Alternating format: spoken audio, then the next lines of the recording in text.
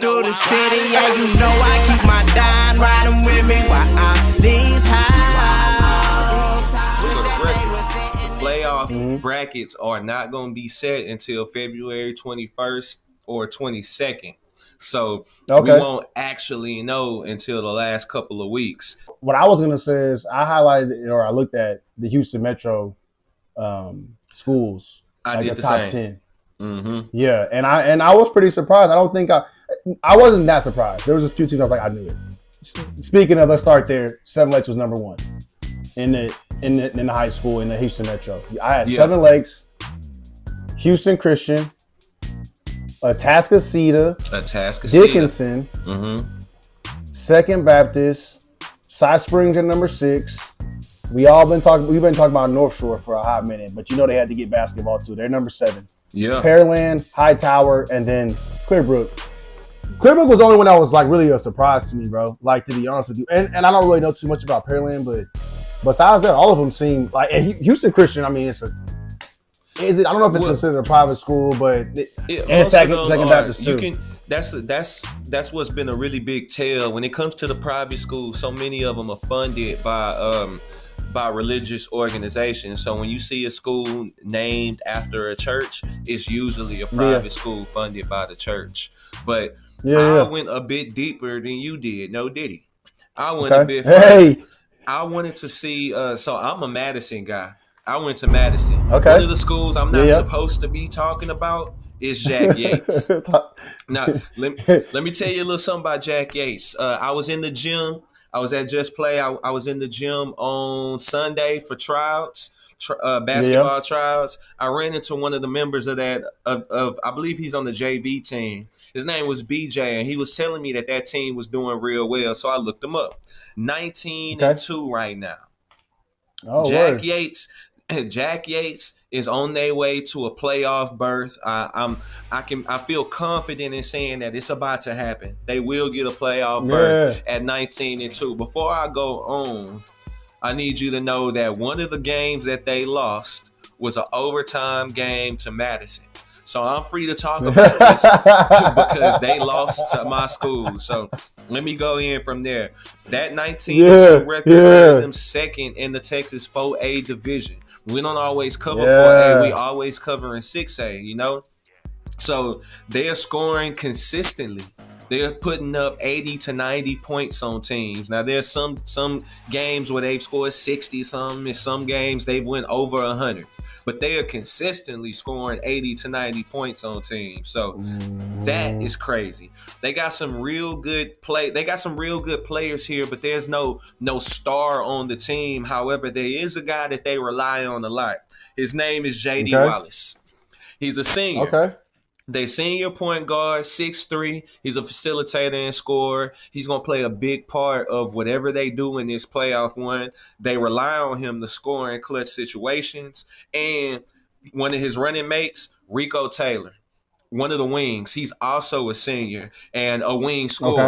Okay. When teams are being led by multiple seniors, that right there, that level of experience tends to show itself when the UIL playoffs tend to happen. So shout out to Yates. They on their way. What you got?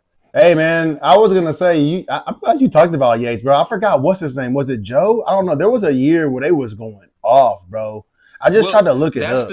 That's the thing about Yates. Yates is one of those schools that has a storied history in sports. They ties to Third Ward tend to rally a bunch of community support. Like this school rallies more support from the community than other schools in their neighborhoods. So Yates is notorious for that. What you can bet on is if they go deep into the playoffs, they're going to have the whole hood behind them. The Trey going to be behind them, and it's going to be others elsewhere. My mom went to Yates, bro. You know how many times she still, to this day. Mm-hmm. To this day, bro. So did Felicia Rashad. So did Booker T. Yeah. Yeah, bro. I'll let my pop say where he went. Get in the comments, Pop. Tell him what's up. Tell him what's up. But hey, it's my turn. I want to talk about Houston Christian, bro. Houston Christian is number 2. Yeah, Houston Christian is number 2, and they're 31-1, bro. You're gonna have to tell me about them. I know nothing about this school, bro. To be honest, I was the same way, but I'm gonna say on paper, they look stacked, bro. Because no one is under 6 foot. They got a couple of people sprinkled in there that's like 5'7", 5'10", 5'9", but all their seniors 6 foot and up. Look at this: 6'6", 6'5", 5'7", 5'10", 6'3", 6'3", 6'6", 6 foot, 6'2", 6'2". They all big, bro. No diddy. You know what I'm saying? We have to get it. It's crazy, and I think that's what, at that level, having length, no dids again. That's the best spot, bro. Like if you got a team like that, I don't know. I didn't look at their stats. That's why I was trying to figure out who their captain was and their stats and all that. But yeah, bro, it don't always. They was putting in work. They was putting in work. Is what it looks like to this point. So I don't know how it works with the playoffs and stuff though. Like if they'll be in the contending and all that. Like you were saying with Yates, but 31-1, I would hope that they are. Yeah, I wouldn't doubt that. I wouldn't doubt them. And they're about to play Kincaid. I want to see what that game was like. They play today. They play right now. What I want to know is what kind of team is this? Is this a team that has one standout player or multiple standout players, or is this something else going on? They look like they're just fundamentally sound, bro. And I think it reminds me of like a Katy High School football team. You know what I'm saying? Where everybody's they're doing their job. Maybe a bunch of role players, if I would say. But at the end of the day, I'm going to do a little more research on them. I did a lot more research on number 1 because I'm familiar with them. We're gonna get to them in a second. Mm-hmm. But number 2, I mean, I needed to do a lot more research, bro, because they look like they're a team, bro. They look like they had a little squad. Well, shout out to those boys over there. You doing your thing. But if we could go down a couple of notches, I checked out the number 18, Pearland. Now, Pearland is real good. They 25-3. They lost their last game by 1 point to Dawson. So prior to this, it was 25-2. So I can imagine they don't feel good after that recent loss, but they've been doing their thing. Pearland, with they number 8 in Houston with that 25-3 record, that means that they are fielding one of the best teams that they have fielded for Pearland in years. So shout out to these guys. They making a difference on campus. There's a couple standout seniors on this team too. This Pearland team is also not one that's built by multiple stars or something like that, or rallying around just one player. But I feel like that's high school. Just put my little 2 cents in there. You got a couple teams that'll have some standout players. Like speaking of giving examples like LJ Cryer when he was at Morton Ranch, bro. Yeah, I know about him because I went to Morton Ranch, but it was like they had a squad too. Yeah. But he was just so dominant that everybody knew about him. Because he knocked down the tray ball. That's why it's worth talking about. It's because some of these teams are built different.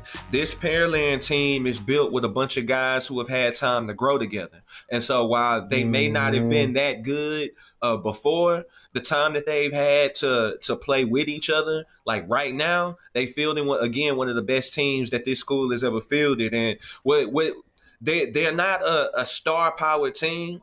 What this team is being looked at, though, they're being looked at like a team that's highly capable of upsetting one of the teams that's ranked higher than them. So one of these teams that's ranked 1 through 7 right now, or later on at the end of the season, higher than them, they got the capability of upsetting them because they may not be as talented as the top team, but they got some senior leadership on this team, and they got some playoff experience on this team. So there's not one star, but it's a collection of players that have grown and developed amongst each other. Pearland might be next up. They might be the ones to watch because should they pull off more than one upset, they could be winning state, bro.